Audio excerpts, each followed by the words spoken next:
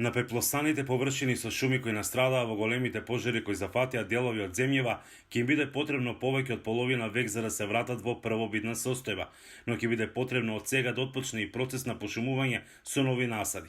Вакви прогнози доаѓаат од експертската јавност. Стручните лица велат од 20 до 50 години, но еве да речеме 50 години еден оптимален век за шумата да се врати во првобитната состојба, што е навистина многу. Точните проценки на направените штети ќе се утврдат дури од како ќе се заврши согаснењето на пожарите, но само во Делчевскиот регион, според локалните власти, уништени се 3000 хектари. Но оваа година е многу лошо да кажам, меѓутоа е рекордер во однос на пожарите и по опфатот и по квалитетот на шумата која што зафате. Лани имало 102 пожари, додека пред таа година имало 402 пожари. Штетата е немерлива. Лани била штетата околу 80 милиони денари, пред таа година била скоро милијарда денари. Но експертите сметаат дека ова ќе остави далекосежни последици врз екосистемот.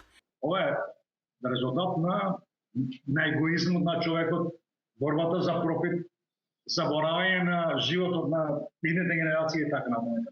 И се посурово ќе плакаме ова казна, што условно некој го направи. Штетите сигурно ќе бидат огромни ако се знае квалитетот на шумската маса, особено во Беровскиот регион. Акцентот се стави токму на малешевијата, меѓутоа ја изгубија контролата или не мислеа и не беа свесни што може да не се случи.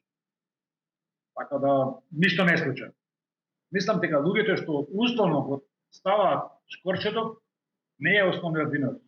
Стојат некои задни. Професорот додава дека во прилог не одат ниту климатските промени. Не е проблем да изгубиме 2 куќи. Куќите ќе изградиме веднаш. За година, 2 или за 3 месеци ќе изградиме.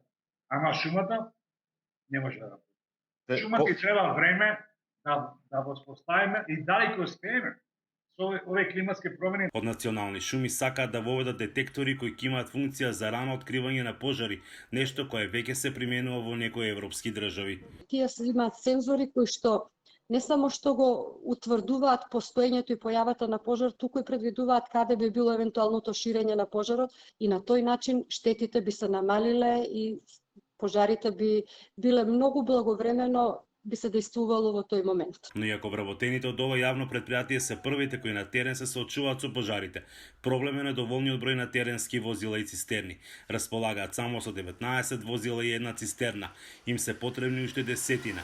Имаат недостаток и на шумочувари. Младите луѓе поретко се решаваат на оваа професија. Николова вели дека се потребни строги казни за потпалувачите на пожарите, но и е добро да се воведат уште построги мерки во законската легислатива. Професорот Трендафилов вели дека она што треба да следува се сериозни мерки за пошумување на просторот, како и нови документи за просторно планирање на шумите. Од Охрид, за Гласот на Америка, Мики Трајковски.